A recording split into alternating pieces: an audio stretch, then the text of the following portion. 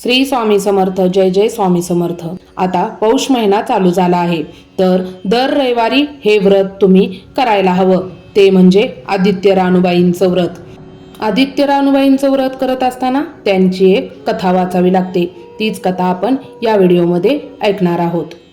एका आदित्य रानूबाईंची तुमची कहाणी. आटपाट नगरात एक ब्राह्मण होता.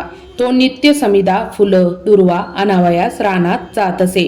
तिथं नागकन्या, देवकन्या वसा वसत होत्या. काय ग बायांनो, कसला वसा वसता तो मला सांगा. तुला रे वसा कशाला हवा? उतशील मातशील, घेतला वसा टाकून देशील. ब्राह्मण म्हणाला, उतत नाही मातत नाही, घेतला वसा टाकत नाही. तेव्हा त्या म्हणाल्या, श्रावण मास येईल, पहिल्या आदितवारी मौन्यानं उठावं, सचीळ स्नान करावं, अग्रोदक पाणी आणावं, विड्याच्या पानावर रक्तचंदनाची आदित्य रानूबाई काढावी, 6 रेघांचं मंडळ करावं, 6 सुतांचा तांतू करावा, त्यास 6 गाठी घ्याव्या, पान फूल वाहावं, पूजा करावी, पानांचा विडा, फुलांचा झेला, दशांगांचा धूप, गुळ खोबऱ्याचा नैवेद्य दाखवावा, 6 मास चाळावी, 6 मास पाळावी.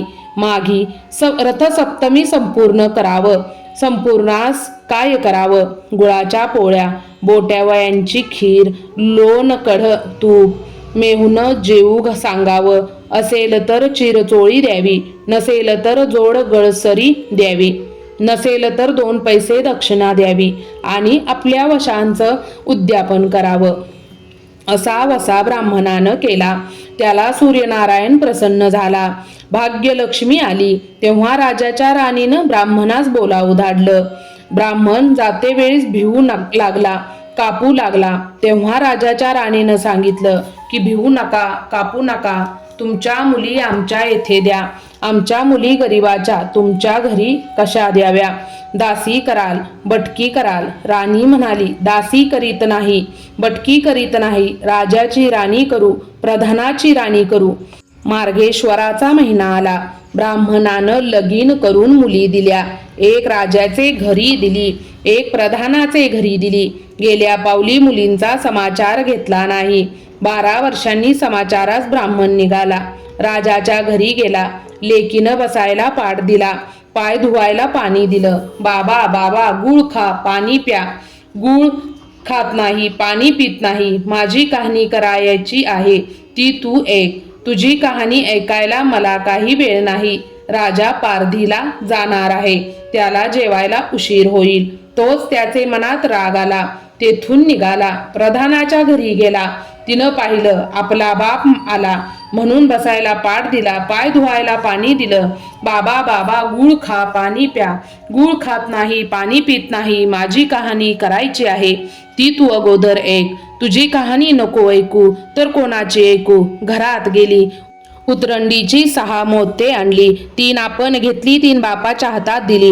त्यानं मनोभावे कहाणी सांगितली. लेकीनं चित्तभावे ती ऐकली. नंतर जेवून खाऊन बाप आपल्या घरी आला. बायकोनं विचारलं, मुलीचा समाचार कसा आहे? जिनं कहाणी ऐकली नाही ती दरिद्रान पिडली, दुःखानं व्यापली. राजा मुलखावर निघून गेला. जिनं कहाणी ऐकली ती भाग्यानं दांदत आहे. इकडे दरिद्री जी झाली होती तिनं आपल्या लेकास सांगितली, मावशी घनघोर नांदत आहे, तिकडे जाऊन काही दिलं तर घेऊन ये. पहिल्या आदितवारी पहिला मुलगा उठला. तळ्याच्या पाळी जाऊन उभा राहिला. अंग अंग दासींनो, तुम्ही दासी कोणाच्या? आम्ही दासी प्रधानाच्या. प्रधानाच्या राणीला जाऊन सांगा, तुमच्या बहिणीचा मुलगा आला आहे.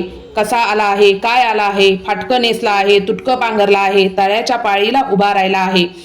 परसदारानं घेऊन या. परसदाराने घेऊन आल्या. न्हाऊ माखू घातला, पितांबर नेसायला दिला, जेऊ खाऊ घातलं, कोहळा पोखरला, होन मोहरो भरल्या. बाबा कोठे ठेवू नको, विसरू नको, घरी जतन करून घेऊन जा. वाटेने आपला जाऊ लागला. तोच सूर्यनारायण मावळ्याच्या रूपानं आला. हातीचा कोहळा काढून नेला. घरी गेला. आईनं विचारलं, काय रे बाबा, मावशीनं काय दिलं? देव दिलं, कर्मानं नेलं, कर्माचं फळ पुढे उभं राहिलं. मावशीनं दिलं होतं ते पण सर्व गेलं. पुढं दुसऱ्या दितवारी दुसरा मुलगा गेला. तळ्याच्या पाळी जाऊन उभा राहिला. अग अग दासींनो, तुम्ही दासी कोणाच्या? आम्ही दासी प्रधानाच्या. प्रधानाच्या राणीला माझा निरोप सांगा. त्यांनी सांगितला. मग प्रधानाच्या राणीनं त्याला घरी नेऊन नाऊ माकू घातलं. पितांबर नेसायला दिलं, जेऊ खाऊ घातलं, काठी पोखरून होन मोहरांनी भरून दिली. बाबा कोठे ठेवू नको, विसरू नको, घरी जतन करून घेऊन जा म्हणून सांगितलं. वाटेत सूर्यनारायण गुरख्याच्या रूपानं आलंय. हाताची काठी काढून घेतली, घरी गेला. झालेली गोष्ट राणीला सांगितली. देव दिलं ते सर्व कर्मानं नेलं. पुढं तिसरे आदित्यवारी तिसरा मुलगा गेला. तळ्याच्या पाळी उभा राहिला. पहिल्यासारखं प्रधानाच्या राणीनं घरी नेऊन नाहू माकू घातलं, पितांबर नेसायला दिला, जेऊ खाऊ घातला, नारळ पोखरून होन मोहरांनी भरून दिला. कोठे ठेवू नको, विसरू नको म्हणून सांगितलं. घरी जाताना विहिरीच्या काठी नारळ ठेवून पाणी प्यायला विहिरीत उतरला. तो नारळ गडगडून विहिरीत पडला. घरी गेला. आईनं विचारलं, काय रे बाबा, मावशीनं काय दिलं? आई ग, मावशीनं दिलं, पण दैवानं ते सर्व बुडालं. चौथ्या आदित्यवारी चौथा मुलगा गेला. तळ्याच्या पाळी उभा राहिला. त्यालाही प्रधानाच्या राणीनं घरी घेऊन नाव माकू घातलं, पितांबर नेसायला दिला, जेऊ खाऊ घातला. त्याला दह्याची शिदोरी होन मोहरा घालून बरोबर दिली. सूर्यनारायण घारीच्या रूपाने आले. हातची शिदोरी घेऊन गेले. घरी गेला. आईने विचारलं, काय रे बाबा, मावशीनं काय दिलं? आई ग, मावशीनं दिलं, पण दैवानं ते सर्व नेलं. पाचवे आदित्यवारी तळ्याच्या पाळी ती उभी राहिली. दासींना तिचा निरोप तिच्या बहिणीला सांगितला. बहिणीनं तिलाही प्रसादानं घरी नेली, न्हाऊ घातली, पाटव नेसायला दिला. प्रधानाची राणी आदित्यवाराची कहाणी करू लागली. काय वसा करतेस तो मला सांग. बहीण म्हणाली, अग अग चांडाळणी, पापिनी, बापाची कहाणी ऐकली नाहीस म्हणून तुला दारिद्र्य आलं. राजाच्या राणीनं विचारलं, याला उपाय काय करू? तेव्हा तिनं वसा सांगितला. ती बहिणीच्या घरी राहिली. श्रावण मास आला. सांगितल्याप्रमाणे सूर्यनारायणांची पूजा केली. इकडे राजाला भाग्य आलं. राजानं बोलावणं धाडवलं. मावशी मावशी, तुला छत्र आली, चामरं आली, पायीक आले. मला रे पापिनीला छत्र कोटली, चामरं कोटली, पायीक कोटली, परवर कोटले. बाहेर जाऊन दाराशी बघतात तो राजा बोलावू आला होता. राजा आला तशी घरी जायला निघाली आहे. एकमेकांना बहिणी बहिणींनी आहेर केले. वाटेने जाऊ लागली. तो पहिल्या मजले स्वयंपाक केला. राजाला वाढलं, मुलांना वाढलं, आपलं पान वाढून घेतलं. तेव्हा कहाणीची आठवण झाली. करा रे हाकार, पिटा रे डोंगार, नगरा कोणी उपाशी आहे का, याचा शोध करा. उपाशी नाही, काही नाही. वाटेने एक मोळविक्या जात आहे. त्याला म्हणाले, आमच्या बाईची कहाणी करायला ये, ऐकायला ये. तुझ्या बाईची कहाणी ऐकून मला काय फळ, माझं पोट भरलं पाहिले. असं म्हणून तो राणीकडे आला. तशी 6 मोते राणीनं घेऊन 3 त्याला दिली, तर 3 आपल्या हातात ठेवली. मनोभावे कहाणी सांगितली. चित्तभावे त्याने ऐकली. त्याची लाकडांची मोळी होती, ती सोन्याची झाली. तो म्हणाला, बाई बाई, कहाणी ऐकल्यावरच एवढं फळ, मग वसा घेतल्यावर केवढं फळ मिळेल? काय वसा आहे तो मला सांगा. तुला रे वसा कशाला हवा? उतशील, मातशील, घेतला वसा टाकून देशील. उतत नाही, मातत नाही, घेतला वसा टाकीत नाही. तेव्हा वसा राणीनं सांगितला. पुढं दुसऱ्या मजलेस गेली. स्वयंपाक केला. राजाला वाढलं, मुलांना वाढलं, आपलं पान वाढून घेतलं. तेव्हा कहाणीची आठवण झाली.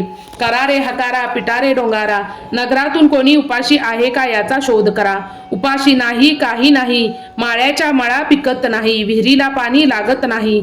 असा एक माळी चिंतेने बसला आहे. त्याला हाक मारली, आमच्या बाईची कहाणी ऐक. तो आला. राणीने 6 मोते घेऊन 3 आपण घेतली, 3 मावळ्याला दिली. राणीनं कहाणी मनोभावे सांगितली. चित्तभावे माळ्याने ऐकली. माळ्याचा मळा पिकू लागला. विहिरीला पाणी आलं. तो म्हणाला, बाई बाई, कहाणी ऐकल्यावरच एवढं फळ, मग वसा घेतल्यावर केवढं फळ मिळेल? काय वसा असेल तो मला सांगा. मग राणीनं त्याला वसा सांगितला. पुढं तिसऱ्या मजलेस गेली. स्वयंपाक केला. राजाला वाढलं, मुलांना वाढलं, आपलं पान वाढून घेतलं. तेव्हा कहाणीची आठवण झाली. करा रे हकारा, पिटा रे डांगारा, नगरात कोणी उपाशी आहे का, याचा शोध करा. उपाशी नाही, काही नाही. एक म्हातारी आहे, तिचा मुलगा वनात गेला आहे. एक डोहात बुडला होता, एक सर्पाने खाल्ला होता. त्यामुळे चित्तांक्रांत बसली होती. ती तिला म्हणाली, आमच्या राणूबाईंची कहाणी ऐका. ती म्हणाली, कहाणी ऐकून मी काय करू? मी मुलांसाठी रडते आहे. बरं येते. मग ती राणीकडे आली. राणीनं तिला पहिल्याप्रमाणे कहाणी सांगितली. तिनं चित्तभावे ऐकली. तिचा मुलगा वनात गेलेला होता, तो आला. डोहात बुडाला होता, तो आला. सर्पाने खाल्ला होता, तोही देखील आला. ती म्हणाली, बाई बाई, कहाणी ऐकल्याचे हे फळ, मग वसा घेतल्याचं काय फळ? काय वसा असेल तो सांगा. मग राणीनं तिलाही वसा सांगितला. पुढं 4थ्या मजलेस तिने स्वयंपाक केला, राजाला वाढलं, मुलांना वाढलं, आपलं पान वाढू घेतलं. तेव्हा कहाणीची आठवण झाली. करारे हकारा पिटारे डांगारा, नगरात कोणी उपाशी आहे का याचा शोध करा. उपाशी नाही काही नाही, काना डोळा मासांचा गोळा, हात पाय नाही असा एक मनुष्य रस्त्यामध्ये होता. त्याच्या अंगावर तांब्याभर पाणी ओतलं. पालता होता तो उलटा गेला. 6 मोती होती. तिने मोती त्याच्या बेंबीवर ठेवली. 3 मोती आपण घेतली. राणीनं मनोभावे कथा सांगितली. ती त्यानं ऐकली. त्याला हातपाय आले, देह दिव्य झाला. तो म्हणाला, कहाणी ऐकल्यावरच एवढं फळ, मग घेतला वसा, काय फळ मिळेल? काय आहे वसा मला सांगा. मग राणीनं त्याला वसा सांगितला. 5व्या मुक्कामास घरी आले. स्वयंपाक केला. सूर्यनारायण जेवायला आले. 7 दरवाजे उघडले. लोह घंगाळ पाणी तापलं.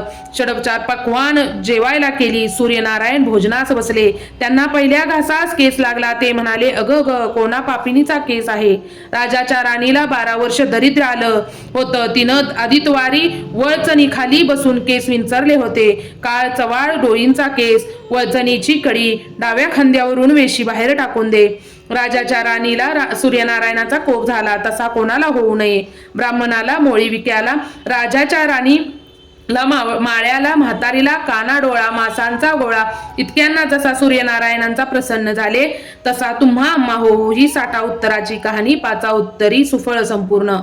श्री गणेशाय नमः. श्री स्वामी समर्थ. हर हर महादेव. कशी वाटली तुम्हाला ही कहाणी नक्की कमेंट बॉक्समध्ये कळवा. लवकरच भेटू अशाच एखाद्या कहाणीमध्ये. तोवर स्वतःची काळजी घ्या आणि आपल्या घरातल्यांची काळजी घ्या. श्री गणेशाय नमः. श्री स्वामी समर्थ. हर हर महादेव. धन्यवाद धन्यवाद धन्यवाद.